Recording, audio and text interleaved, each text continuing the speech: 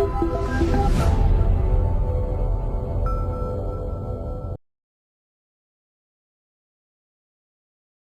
இப்போ பெரும்பாலும் வந்து ஒரு 10th முடிச்சதுக்கப்புறம் 11th அண்ட் 12th எந்த ஸ்கூலில் சேர்க்குறதுக்கு, அந்த ஸ்கூல்லே 11th அண்ட் 12th சேர்க்குறதுக்கு இன்றைக்கி வந்து ஒரு மக்கள் வந்து ஒரு 90% வந்து இன்க்ளைன் ஆகிட்டாங்க.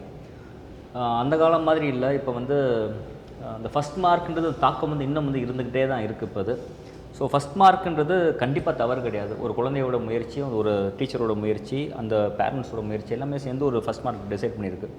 அப்போ ஒரு ஸ்கூலோட டிசைடிங் ஃபேக்டர் பெரும்பாலும் பல பெற்றோர்கள் எப்படி ஏமாற்றப்படுறாங்க அப்படின்னு ஒரு எஜுகேஷன் நான் நினைக்கிறேன் அப்படின்னம்னா, உங்கள் ஸ்கூலோட ஃபஸ்ட் மார்க் என்னன்னு கேட்குறாங்க. அடுத்து என்ன கேள்வி கேட்கணும்னா, உங்கள் ஸ்கூலோட வெயிட்டட் ஆவரேஜ் என்ன, உங்கள் ஸ்கூலில் எத்தனை பேர் ஃபெயில் ஆனாங்கன்னு சொல்லி கேட்கணும். போது இதை வந்து சிபிஎஸ்சியில் வெப்சைட்டில் மேண்டேட்டரி டிஸ்க்ளோஷன் போடுற மாதிரி.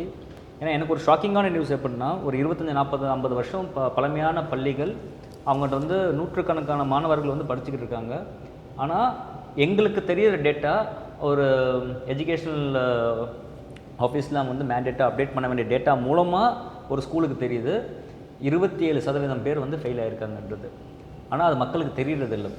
இது மக்களுக்கு என்ன சொல்கிறேன் அப்படின்னா, இந்த இன்ஸ்டியூஷன் A to Z தெரிஞ்சுட்டு போகணும்னு சொல்லும்போது, இப்போ சிபிஎஸ்சி எப்படி ஒரு மேண்டேட்டரி டிஸ்க்ளோஷர் கொடுக்குறாங்கன்னா, இந்த ரிசல்ட்டை பார்த்தினா ஒரு மேண்டேட்டரி டிஸ்க்ளோஷர்ஸ் வந்து கண்டிப்பாக கொடுத்தா பேரண்ட்ஸுக்கு வந்து yes the school is doing good அப்படின்னு ஒரு ஓப்பன்னஸ், டிரான்ஸ்பரன்சி வந்து இருக்கும். இதை பற்றின உங்களோட கருத்து என்ன சார்? இப்போ இல்லை, கண்டிப்பாக ஒரு டிரான்ஸ்பரன்சி கண்டிப்பாக தேவைன்னு அப்படின்னு நான் பலமுறை சொல்லிட்டேன். அதாவது if there is no transparency அப்படின்னு சொன்னாலே தெர் இஸ் சம்திங் ராங் அப்படின்னு தான் தோணும்.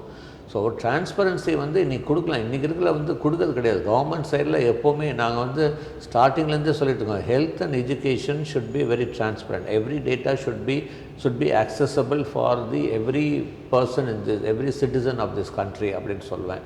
ஸோ அதனால் வந்து ஒரு ப்ராப்பர் ஒரு டேட்டாஸ் இருந்தது தான் even the students and parents can take a right decision. இந்த ஸ்கூலுடைய க்ரோத் எப்படி, அவங்களுடைய பெர்ஃபார்மன்ஸ் எப்படி, என்ன அப்படின்னு.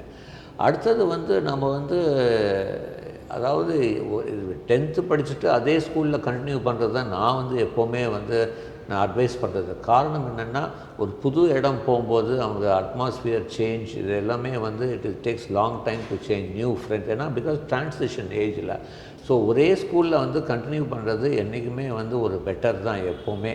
அது வந்து ஒரு அட்வான்டேஜ் கண்டிப்பாக இருக்குது. Because students should know the environmental, how the teachers he might have been interacting with for even not only இந்த அவங்களுடைய இதில் இந்த extra curricular activities, annual day இந்த மாதிரிலாம் வரும்போது, ஸ்போர்ட்ஸ் டே வரும்போது he will be interacting with the senior teachers who might be able to take him classes during 11th and 12th. So இந்த மாதிரி ஒரு இன்ட்ராக்ஷன்ஸ், ஒரு பர்சனல் ரேப்போ க்ரியேட் ஆகும்போது it self வந்து இந்த மாதிரி 11th and 12th ஸ்டூடெண்ட்ஸுக்கு வந்து ஒரு பெரிய அட்வான்டேஜ் இருக்குது.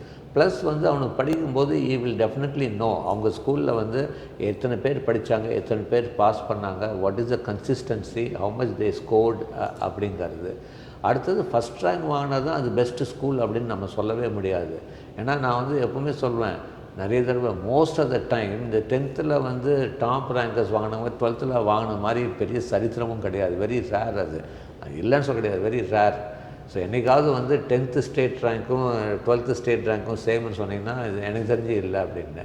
ஸோ அதே மாதிரி தான். அதனால் இப்போ 12th டாப் ரேங்க் வாங்கி இப்போ அண்ணா யூனிவர்சிட்டியில் கோல்டு மெடல் வாங்குறாங்களா? கிடையாது. So there is always a change. So அந்த இதனால வந்து அப்போ நாம் வந்து எப்படி ஜென்ரலாக தான் பார்க்கணும். ஒரு ஸ்கூலை வந்து எவாலுவேட் பண்ணால் எப்படி, மற்ற ஃபெசிலிட்டிஸ் எப்படி. See, only studies is not important. They should be a good human being. They should know to learn. Are they able to equip with information to choose the right career after 12th? Activities learning, practical oriented learning. அதுக்கப்புறம் வந்து see how they interact with the entire school, with teachers ஆகட்டும், management ஆகட்டும், how the school management brings people from outside to make them aware. Only teacher சொல்லும்போது கிடையாது, ஒரு motivational ஸ்பீக்கரோ ஒரு extra people come from outside பண்ணும்போது தான் they know from other things. நான் டெய்லி பார்க்கும்போது புதுசாக ஒருத்தர் வந்து சொல்லும்போது கண்டிப்பாக அந்த இம்பேக்டும் கொஞ்சம் இருக்குது. ஸோ இதெல்லாம் பார்க்கும்போது வந்து கண்டிப்பாக வந்து நாங்கள் வந்து ஸ்டூடெண்ட்ஸ் பேரண்ட்ஸ் சொல்லுவோம், அதே ஸ்கூலில் கண்டினியூ பண்ணுங்கள், பட் எவாலுவேட் த ஸ்கூல். நான் வந்து பிளைண்டாக போவேன்னு சொல்கிறேன். Evaluate at every stroke, every stage. அதுக்கப்புறம் டேக் அ கால் அப்படின்னு சொல்லுவோம்.